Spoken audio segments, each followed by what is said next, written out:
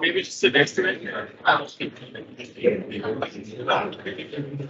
I'll put it. So, also, if you want.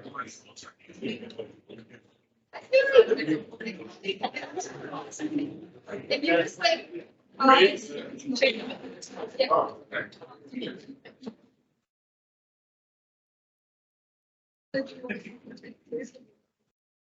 Morning.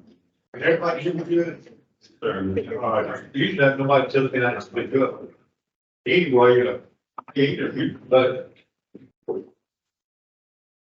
I call this meeting of the Transportation Policy Board in order. First, we do have a quorum. Thank you for all being here. Our first order of business is to pass the August minutes. Motion. Have a motion. Good. Second. That sounds like it comes from the mayor Frank. Did that? Okay. Any discussion on that? If not, all in favor say aye. Aye. Hope there's no one opposed. I'll say the minutes are fine. Okay, it's time for public comments. This time, any members of the public would like to speak, we ask you to come forward, please. And if not, also our comments can be on the GNRC.org. You're welcome to use that. Is anybody here to make a public comment? Okay, seeing none, we'll move straight on to our action items. Our first action is introducing Daniel. He's going to talk about our Suballocated Carbon Reduction Program. Okay, Daniel. All right, thank you, Chair. So you all might remember we presented on this at the special called meeting on August 16th. But just to remind you, this is a new program. It's called the Carbon Reduction Program. It's introduced with the most recent federal legislation, the Bipartisan Infrastructure Law, passed in 2021. And it essentially sets aside what is very similar to the congestion mitigation and air quality grants. So if you're familiar with CMAQ, it's very similar to that. But just to remind you, the numbers you see on the screen are how much we have available nationwide, statewide, and for our two urbanized areas, suballocated. And then in terms of eligibility, again, very similar to CMAQ, ITS, electrification upgrades, public transit, bike-side facilities, traffic signal upgrades, essentially any project that is able to demonstrate a reduction in transportation emissions. And then in terms of requirements, 20% federal match, there are some exceptions, ITS, subsidy projects, and they must be obligated within 4 years. So, in terms of the timeline prioritization, so we split this up into 2 phases. You authorize as a board the use for this first phase, which is fiscal years 2022 and 2023, and that was for use on existing TIP projects where CMAQ, Transportation Alternatives Program, and also multimodal access grant funds. So projects that received awards from those programs, they had cost overruns in some later phases of their project delivery, then they were eligible for this first phase. And again, those projects just must demonstrate a reduction in emissions. In terms of the timeline, and open call for projects. On August 16th, and the application deadline was September 1st. We presented the recommendations to TCC on September 6th. And then you'll see the award recommendations today. And then in terms of phase 2, you'll be voting today to open the call for projects for phase 2. So that's for new projects. That's not necessarily new construction projects, but projects that don't fit into phase 1. And then application deadline for that will be November 30th, and then those will be subsequently adopted as the amendments in January. So to remind you, the availability of carbon reduction program funds. So those first 2 years, which are phase 1, fiscal years 2022 and 2023.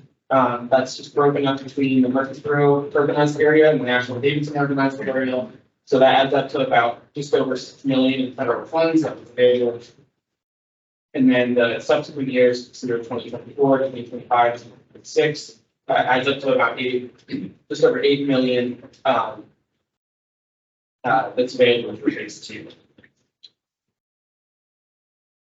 In terms of the applications that we received applications for 4 different projects. First, Murfreesboro, the Rutherford Boulevard Adaptive Signal Control Technology, with Smyrna, ITS Space 3, 4, and 5. And then San Ridley Parkway at Old National Highway intersection improvements with Smyrna. And then finally, RTA's Regional Bus Service Operations Project. This project, RTA, was not necessarily a cost overrun. There was a gap in funding, but it wasn't similar to the other projects that did not fit our guidelines. All the other projects had received construction bids and were waiting on funding to proceed. So we're recommending that the RTA project be moved to phase 2. It is eligible for phase 2, and there's a lot more money to phase 2 is available. So it'll, even though we can't fill the full request, it's much more eligible for phase 2. So in terms of proposed awards, we are proposing to fully fund the requests from Murfreesboro and the 2 Smyrna projects. Murfreesboro was the only applicant from Murfreesboro EPA, and that equals exactly how much is available in those first 2 fiscal years. And then for those 2 Smyrna projects, we were able to fully fund those requests as well, for a total of about $5.8 million. And then in terms of next steps, we're asking you to adopt from phase 1 award recommendations to the current TIP amendment cycle, which we'll be voting on after this action, and then open the application for phase 2 after today's meeting, which will be similar to phase 1. We'll be serving with the link. And then that's the phase 2.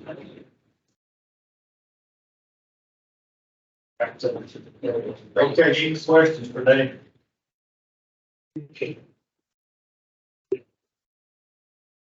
Seeing none, hearing none, all of them. Will you open it back up to the public? If anyone here from the public would like to comment on these actions? None. We're ready to vote then. Need a motion? Move to approve. Seconds. A second. There's no discussion. I'll call up the question. What's be called and fully action? Say aye. Anyone opposed? So moved. Thank you, David. Okay, we'll move amending the transportation through program on the 13th, the white market. We need to have a public hearing on this too. All right. Anybody from the public wants to comment? Amending the transportation through program.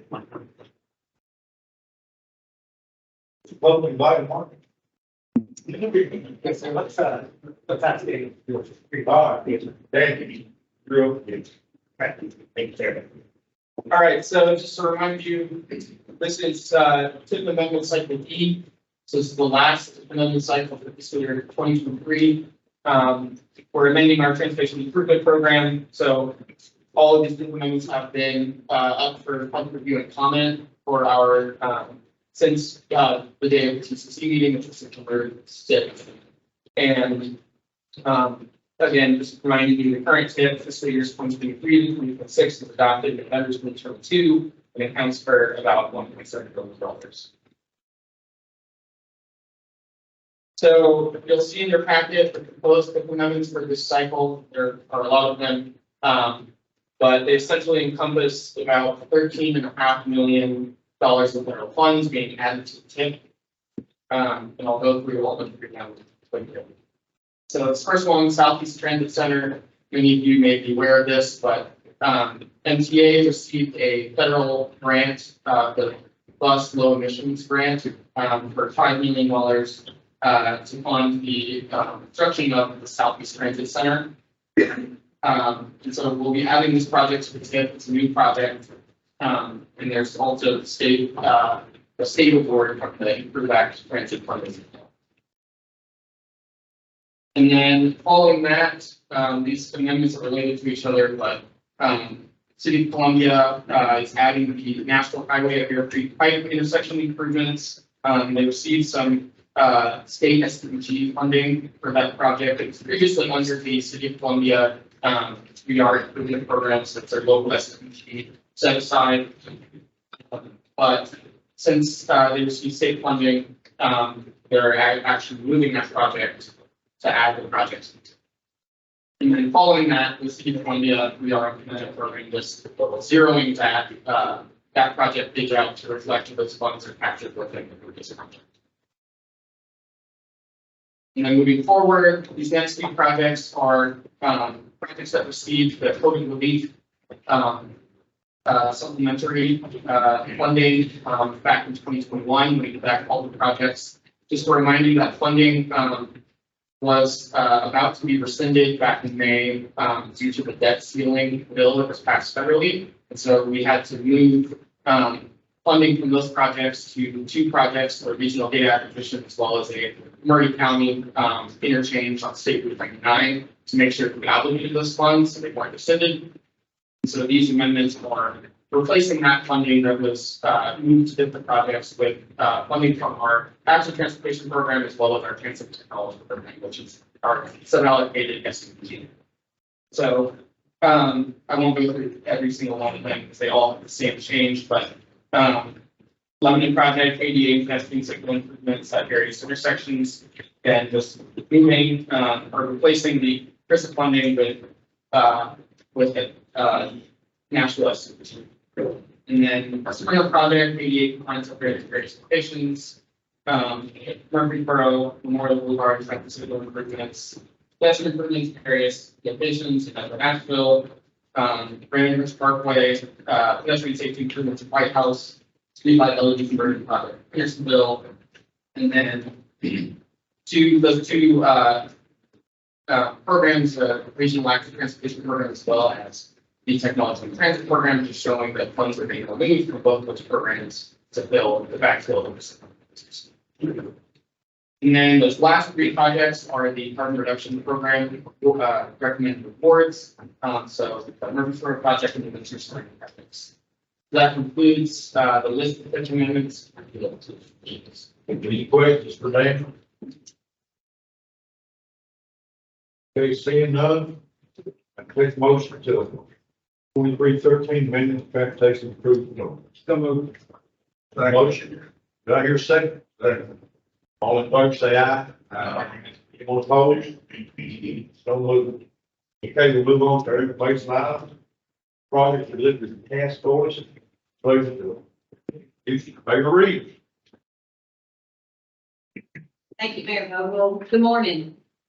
We are going to run through a couple of slides, and I kind of wanted to, first of all, Mayor Vogel promised in the fall of 2021 for us to put a task force together, and we had our first meeting in September of 2021, and the reason Mayor Vogel asked for us to put this committee together was to help ensure the timely obligation and expenditure of federal funds and to track the progress of transportation improvements being made through the regional TIP, regardless of the implementing agency. Those that made up our committee were member jurisdictions, implementing agencies, and relevant TDOT divisions. And our goal and the responsibility of our committee was to identify projects that had fallen behind schedules, figure out the cause of why they've fallen behind schedule, and then try to identify actions that might be able to remedy these issues. And I just want to say, I want to thank all of those that have served on the task force since the fall of 2021. One of the things that the very first meeting that we had discussion about is it's very easy for us to get defensive about our own organizations and not be willing to look at change. Everybody that came into those meetings was very open, very honest, and willing to look at what was best for the overall organization, which is our constituents. And I just want to thank everybody for being a part of the task force and the role in which you played. You can see the task force roster on the screen at this point. We have had some people that moved off the task force and some that moved on, but this is the majority of the task force. I told you that our first meeting was held in September of 2021. We talked about our problem statement, our goals and objectives, and kind of had a little bit of an NPO 101 to make sure we were all on the same page. In October, we talked about funding 101, tip review, the preview of the member survey. In December, we talked about our tip review and annual obligations. February, we came back and talked about the tip tracker app, the obligation challenges, and potential strategies. In March of 22, we talked about the preview report to the Transportation Policy Board, roles and responsibilities, and preview of the new tip. Taylor, if you'll go forward one slide, because when you looked at the other slide, it looked like we took off from March of 22 to June of 22. We didn't do that. We actually had a smaller committee that met with TDOT leadership in June.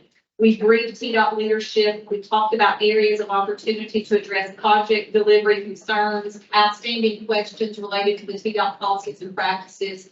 And in August, we talked about potential actions and recommendations for short, midterm, and long horizons. And then in December, we talked about TDOT's new project delivery network of PDN and implications of PDN for locally managed products. It will back one. And then we came back to our full task force in June and talked about our recent milestones. At our last meeting, we talked about the priority actions and what we're actually bringing you all today.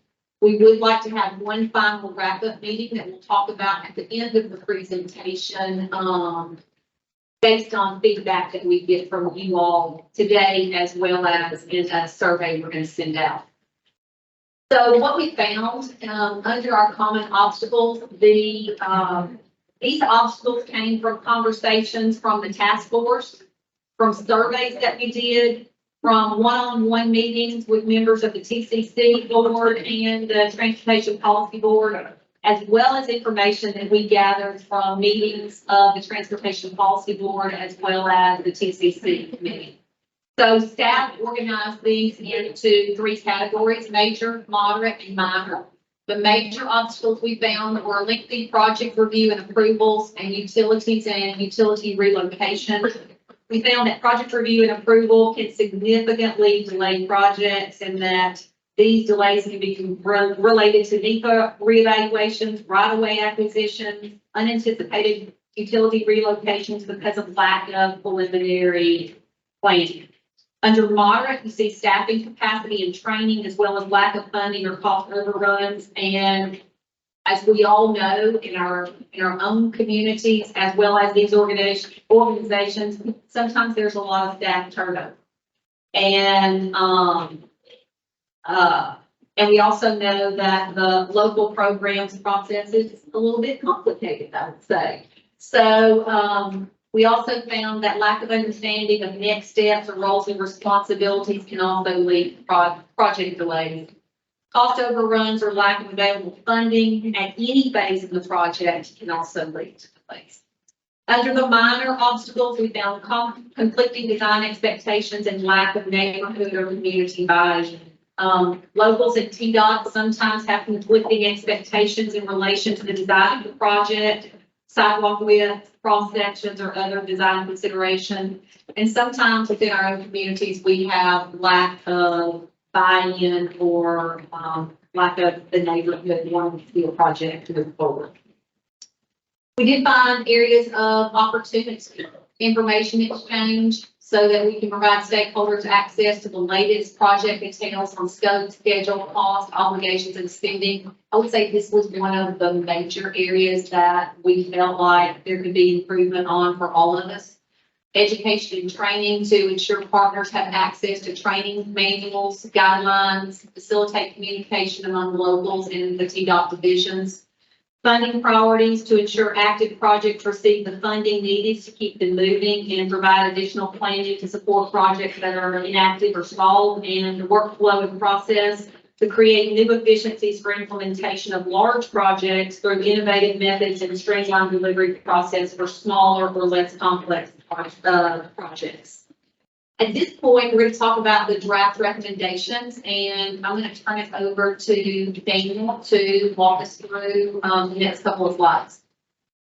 All right, thank you, Mayor Reed. So, just to remind you, these are all in your packet, so it may be easier to follow along in that rather than see small student videos. Just to remind you. Oh, I should have remembered that. As a teacher, sorry. So the way that these are split up are between priority actions, which are steps that GNRC is either taking, has taken, or is in a position to take this year. So that's the stuff that's on us. And then additional considerations are recommendations or guidance for project delivery partners. So whether it's locals or TDOT, actual considerations to consider as we go forward that might improve the project delivery process and speed up the implementation of your projects. So through the surveys and all of the task force meetings, we all came up with 5 priority actions. So I'll go through each of them. First one, we have already done. It's to hire a project delivery coordinator, and I'll introduce Taylor later in the meeting.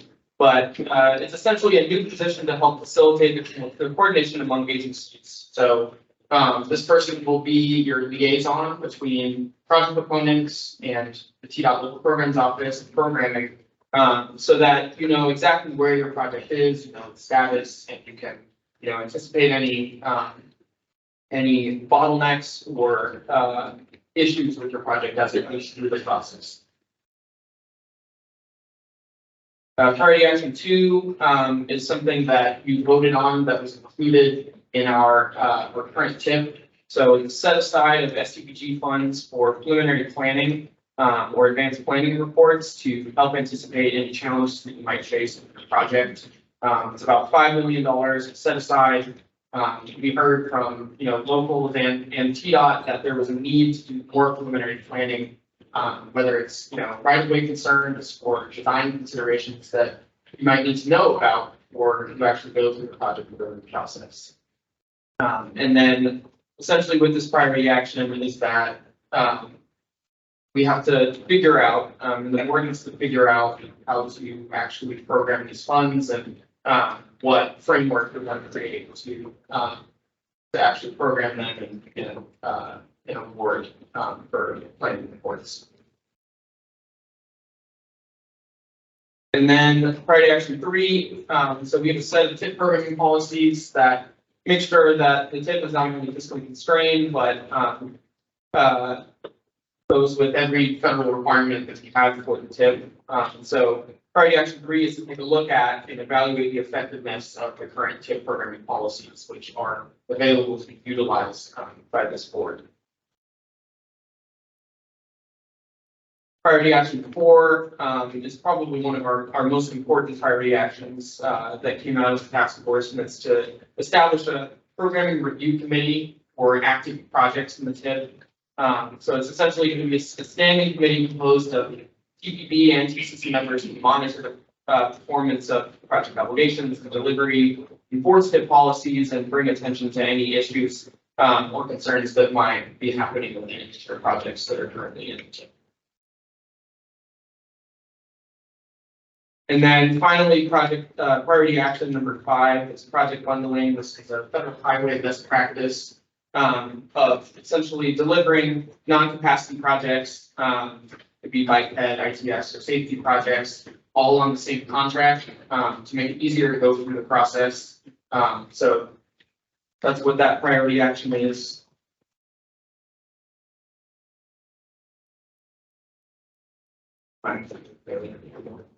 And then again, these additional considerations are just options for all of our partners to consider as we go forward and try to speed up project delivery. So I'm not going to go through all 12 of them. But again, these were considerations that were brought up by many of you around the table that participated in our task force meetings and took the survey. So I'll go through a few of them. This first one, capital improvement plans. Those of you who go through a formal capital improvement planning process know how important it is to identify needs for your community. So, that's a really effective way of ensuring that you're aware of any project challenges that you might have when you implement it. And then, a few others, early coordination meetings, if you go to consideration for board. This happens sometimes with projects that are, initiated through local programs, but making it, a more significant process, where project proponents meet with local programs and with GNRC at the beginning of project initiation, to ensure that all TDOT divisions, local government departments, and MPO staff, as well as any consultants working on the project, are aware of any challenges that you might incur as you go through the project delivery process. And then a few others, if you go to additional consideration number 7, Taylor. This is TIP programming policy that this board is not always enforced, but it is available for enforcement. It's essentially looking at inactive or dormant projects that have been in the TIP for anywhere between 10, 15 years that haven't been making progress and haven't been moving to the next phase. But essentially giving an opportunity to access project planning funds to help reestablish the purpose and need and identify a better for implementation for the project that it's been, sitting in the TIP for that long and isn't sure. And then lastly, if you go to the last consideration, this is consideration that we talked about probably more extensively than the other meeting. It's very communication based. But a public facing project dashboard where anyone involved, anyone needing to know project status or anything about the project can go to say, okay, my project's in NEPA, my project's in design, these are the delays that it might be experiencing, so that everyone can access the same information about the projects that we actually have. But I'll turn it back to the Dave, just to kind of hit on the last consideration, one of the things that we found is there's lots of dashboards from different organizations, but there's not one dashboard, and there's not one that all talk together. So that was one of the things that we had quite a bit of discussion about. Is there a way to have one spot where our staff is going to entering information and TDOT has their information, so everything is all in one spot, or as elected officials or citizens, we all can look at and know exactly where a project is. So that was quite a bit of discussion, as Amy said. But the last thing I want to talk about is next steps. What are we looking at? First of all, we want your feedback. If you have feedback today, we'd love to have that, but we are going to send out, email out a survey after today. What we'd like to know, if you have any local examples or best practices for any of the recommendations that we've talked about. Some of you may already be doing these things. There's no reason for any of us to reinvent the wheel if you're already doing them. Other thing is, if there's important things that we as a committee and a task force have not come up with that you think we need to include, we'd like to also know that. The final meeting of our task force, we want to review the information that you provide us today or in that survey. We also want to identify best practices and peer examples, but probably the two most important things is going to be looking at that project planning fund and how we're going to implement that, and then setting up a program review committee.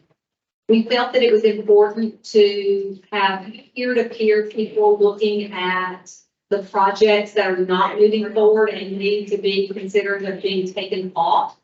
And so that projects that are ready to move forward can receive that funding. And we were hoping that that review committee could be a standing committee that reviews these projects to bring back to the full board for us to have a discussion about. So those are the next steps moving forward. I entertain any questions or comments or anything that you have for this task force.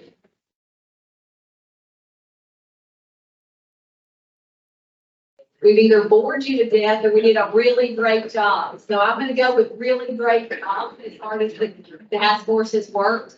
Again, I want to thank this task force for everything that you have done and put in. It brought a lot of good information, and our ultimate goal is to get these funds obligated quickly and get these projects done so that those individuals that we serve in our communities can have a better quality of life. So thank you all for everything you've done.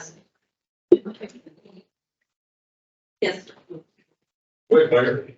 Well, Mayor Reed, thank you for your leadership on this task force, and we look forward for the next meeting. I always look at, if it's gonna be in Smyrna, we'll want fried chicken that day. It's always fun. Thank you for everybody's participation in this great group, and look forward to making it different.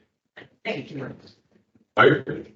Mary, so this is good stuff. We're not going to make significant improvements without significant steps. I think the two recommendations, I think, will go on.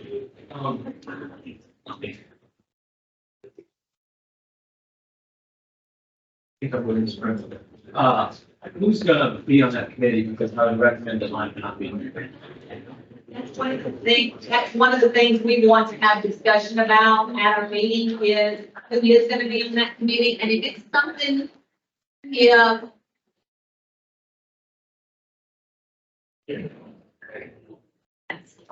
that's something that we want to have discussion about at our last task force meeting. If there's someone that is interested in serving on that committee, please let us know that. It'll be, we are hoping it will be a standing committee, and I think a really important committee as well. Yeah. Thank you. Tonight, I want to personally thank Mayor Reed and them. But I really look forward to, I think, the Cleveland committee that's going to see projects moving ahead. I think it's very thing, but I like to say the task force. You know, everybody in this room moving and shaking, everybody in here, that's 3%. But the hardest thing to give people nowadays is your time. This task force took on the job, giving more time. They've already pages full anyway. What they've done, and I meant what they've done, everything they've done here, right on. It's very interesting. It's good stuff. So, giving your time, it's very, we kind of protect it. We do get home. We all got big jobs. Then to do this, it's sacrifice. You mean talking to Mary Reed and the interesting task force. So, any questions at all? Okay, thank you. We'll move on to our regular reports, and we'll move to our FTA report. I'm gonna recognize the transportation plan inspector, Melanie. Perfect. Let's pass you right now. Thank you.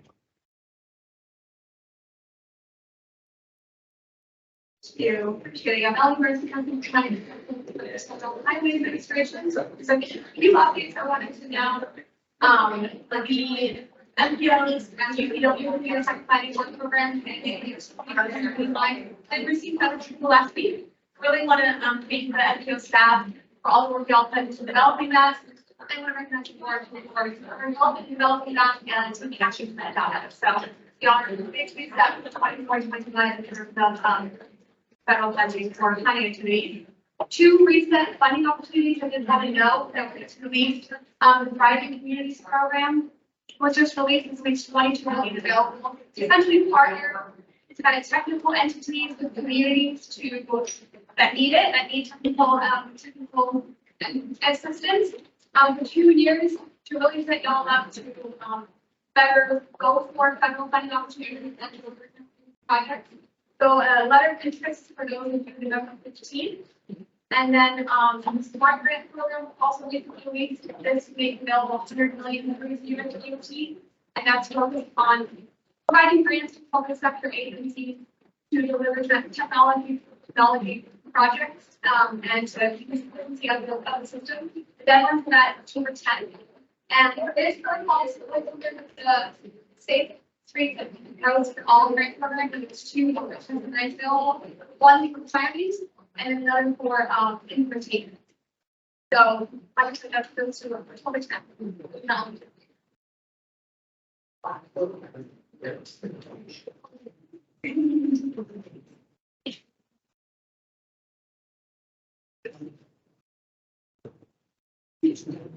Okay, any questions, Melanie? Seeing none, we'll move on to our PDOT report. This is GNRC. I'll introduce you first here. I'll go first. I'll go first, Mayor. Stacy Morrison, TDOT planning manager. This is a few statewide updates once they arrive. You all participated in the statewide partnership program. Just want to give an update on that. Just over 100 submitted statewide were submitted. There's initial evaluation that's got that down to 66 identified eligible statewide projects. Out of 29, out of that 66, 29 of those are eviction free. Majority of those are within the Nashville MPO, so 26 of those. And 13 of those are totally new project requests as well. So that's some numbers on that. So more to come on the definitive timeline as we work towards continuing to evaluate these projects towards the 3-year plan next legislative process for that. Grant opportunities. The TAP cycle has been open since August, and that closes October 6th. So all that information is available there on the website. So please be aware and check that out. Also, just this morning, I think I sent that out to the MPOs. The traffic signal optimization grant. A lot of you all also participated in that one. That one is open right now. There's information that will be coming out from the MPO to you on that as well. Again, just Melanie talked about adoption of UPWB and contracts are underway and be effective October 1st. Good morning, everybody. In the back of the room, can you hear me okay? Give me a thumbs up. I'm getting a 50-50. Not really. How about now? If I talk this loud, is it going to be?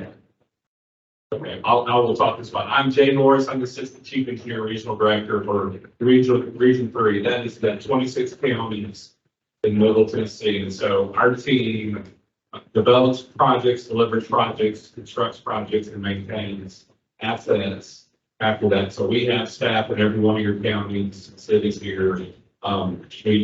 We've got a lot of great people that love serving you guys and serving Tennessee. So I'm going to give a brief update. Before I do that, I want to introduce Sean Armstrong to the room. He's our Director of Project Management. And then next thing is Matt McKay. Matt has been recently promoted as a team lead over in our roadway design area. He's over development half the projects from Region 3. So he's got a big task on his team. But we're excited about the future and what it holds. So but I've got a presentation I want to talk about active construction projects, and the projects are about to go into construction, the ones we'll see in the next few months. But before I do that, I really want to emphasize that partnerships are very important to us. We want to be good partners with you. We think that y'all's success is our success, and we want to make sure that y'all are thriving and getting what you need. With that said, one of our values is that we foster relationships with our team and our customers. And you guys are one of our customers. So that all of you will be seeing more videos to be interested. We want to do everything we can to make y'all successful. So Taylor, you just slide advancer. Next slide. I'll be going quickly through some projects here, and I can send this presentation out for anybody that doesn't get it. The first one I want to talk about is our I-24 Smart Corridor. We are ramping up phase 2. This is a long-term project of 3 phases, like a good Lord of the Rings movie. We're in the second movie and we're finishing it.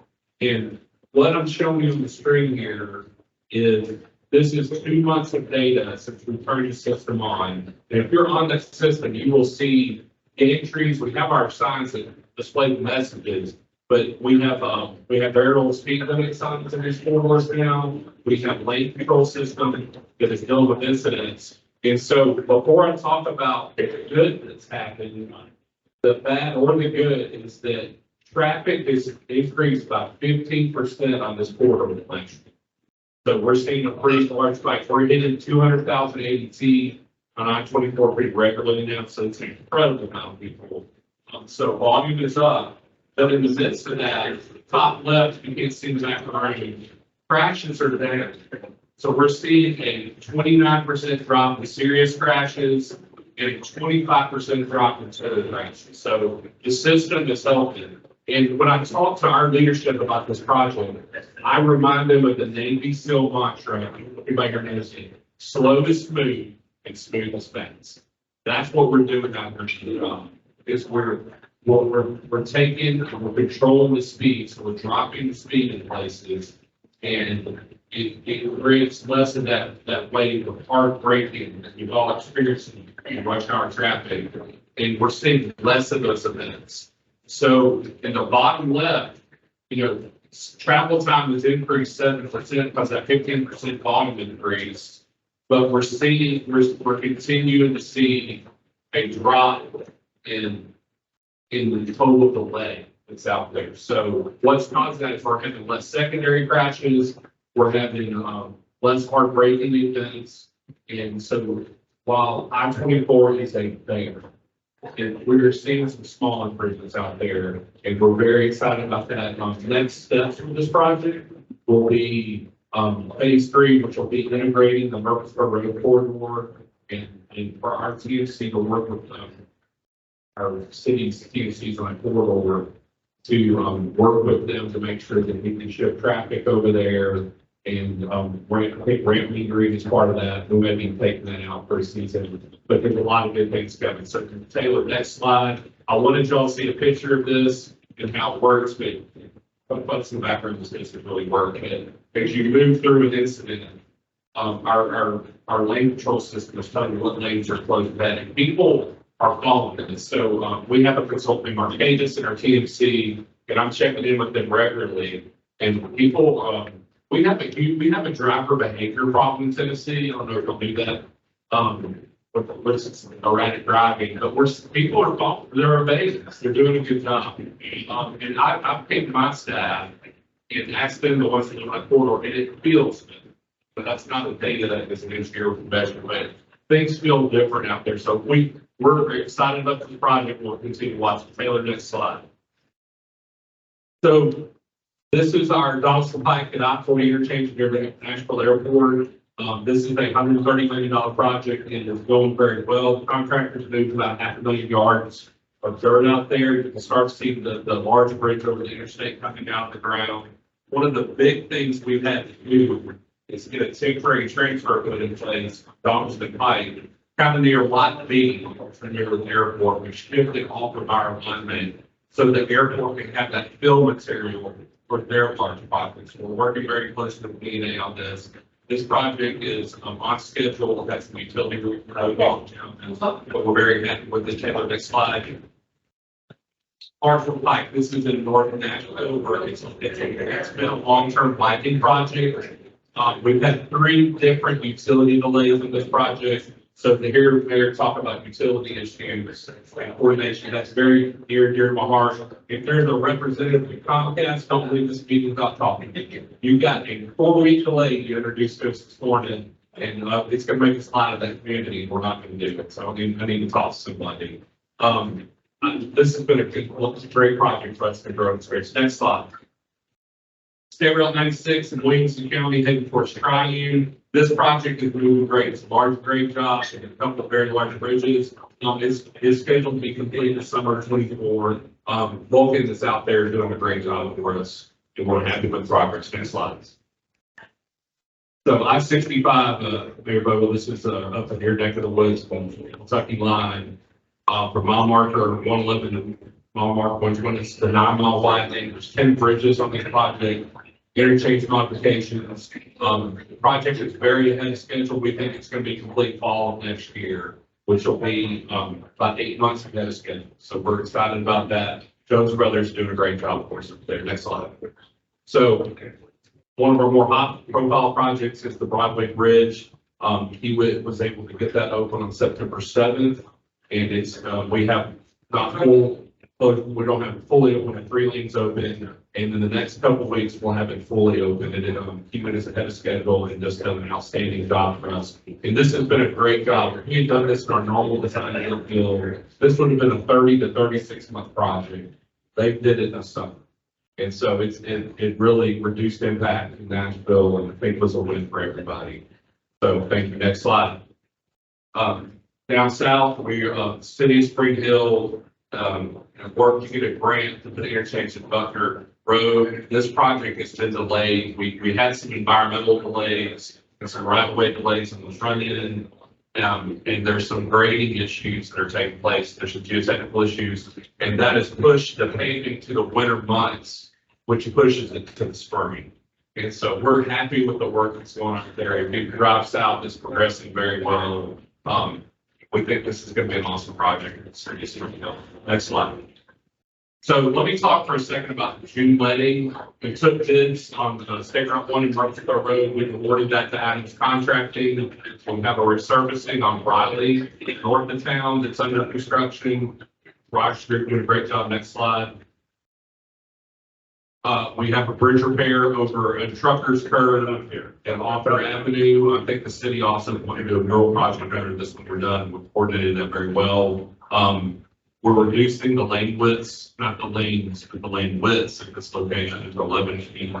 And that job will be going on and on through the winter into the spring. We've got another paving job in Murfreesboro and on State Route 96 in the Las Casas area. Next slide. We've got a safety job on I-24. I think we're at some cable rails that one. It's kind of southern part of Rutherford County. And we've got a bridge replacement in Sumner County on State Route 174 that was in the June letting board and Brown Builders. Next slide. Wilson County State Route 141 is Lebanon has been awarded to Vulcan for $32 million. That award went out 2 weeks ago. Next slide. So coming in October 11th, it's some very large projects. One of those is not far from here is in South Nashville, Knowlesville Road, over Lightning Bolt, Hickory and Oak Creek. This will be a very large and complex project. We would have had this job in the June letting, but we had a fiber company that did not move prior like they should have, and it's delayed this project too late. If you want to know who it is, I'll tell you later, please. I don't want to know in front of everybody. You can tell that like utilities, right? They get their way. We have an ADA project in David Sumner Williamson County. We're doing a bridge replacement in Murray County, in the Mount Pleasant area. We're very excited about Taylor. Next slide. We've got an experiment station road project, bridge replacement in the Robertson County, in Trousdale County. This is a very large, this is a $113 million project. We're very excited about this. Is a new alignment, great job of 141, the last piece to connect all that work with Clarksville, and it's a new bridge over the Cumberland River. We would have had this one in the office letting, but we are running into hiccups before and getting a permit, and we're trying our best to get that with this thing let. We're doing a bridge repair over I-55, a temporary fix on State Route 56. So next slide. All right, we'll do that quickly. So last thing I want to mention to you guys is I've got a handout. Sean, can you make sure these handouts get out? Is we have a lot of folks doing wanting to connect to our right of way, and we need to make sure they're doing that in the best way possible. So this, I wanted to give y'all something that you can take back to your folks, and we can talk more about this. But we're having issues where cities are approving developers' work before the department has approved it. And y'all can imagine it gets into a little bit of a pickle then, because, the cat's out of the box, and we have to walk some things back and tell them no, and it makes hard feelings sometimes. So I am simply asking that you take this piece of paper back to your folks and do those approval process, and that we coordinate this work. Because we want to serve y'all and do what's right. And the truth is, our traffic office are professionals who do a very good job of this. But if we are not doing this correctly, it will cause pain in your cities that's hard to undo and fix. And those dollars can go to better projects. And if we want to work, these people that development come to your communities to be a blessing, not a curse. So that's it for me. I'll hang around after the meeting, and I'm glad to answer any other questions y'all may have. I'm thankful to be here, and Mayor, thank you for that time. Well, thank you. Any questions for Jay? You said two things that struck me: the rough driving project on I-65. Our first responders are out there every day, with people driving into the construction and highways and things. How we can stop that? I mean, there, people getting killed, rubbernecking, and, you know, yeah, rough driving is a problem. Yeah, so I'll speak about this briefly. Before I was regional director, I more than had as the director of safety for TDOT. And when COVID happened, it broke human behaviors. We saw a spike in distracted driving, people driving faster. You know, traffic went off our system for about 6 weeks and then people started coming back. And while the roads were empty, they drove like the roads were empty. And then they kept that speed when the roads filled up again. So we're seeing higher speeds, which means more kinetic energy, which means more fatalities. It's increased that. And people aren't wearing their seatbelts. I mean, it's a common thing. And so something that's very important to me, Mayor, is that our work zones try to be as accommodating as possible. So I know there's been a lot of challenges that we've tried to do some things just to make things better. We've added 2 tips of THD there. Okay, thank you. You know, and then, of course, I know developers from the state, out of cities on the state might be ready to say, problem. County roads, not getting the permits, before they could have the roads. We gotta move on. So I gotta do my chairs. I'm gonna keep it short. The task force is part of it. I want to thank GNRC for their work. It's just today, this young man out there waiting for paper, and he got lost many times. He's waiting for paper and done that, so that's how I got here. It's nice to meet Shay, Taylor, I believe we do spend money with the mock one coming up. Thank you, Mr. Mayor. We are over time and we give away to the networking reception in advance of our annual partnership luncheon that's happening in the venue next to us.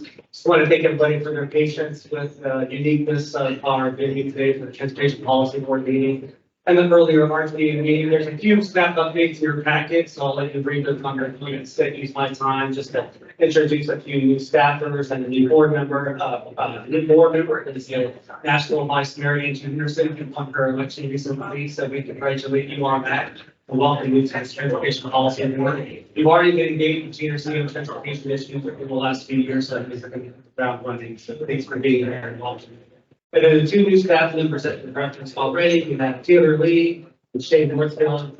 Those are 2 new program staffers. Shay's actually been with GNRC for a couple of years now and is taking on a new role. She'll be her day-to-day contact on the transportation improvement program. For any amendments or adjustments that you need to be making to your project, she'll be your primary point of contact.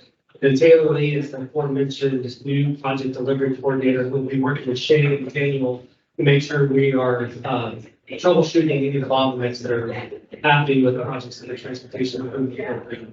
So with that, Mr. Chair, I'll conclude our report for staff and just let everybody know you can do the program. Hey, I would ask for a motion to correct these kids back here. I'm going to motion to adjourn. Motion to adjourn. Understand, we are adjourned. Thank you.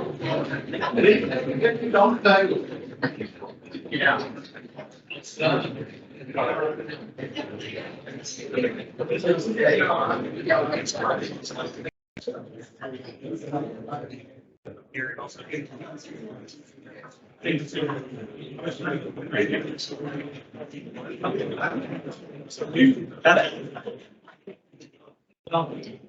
I would give that. That's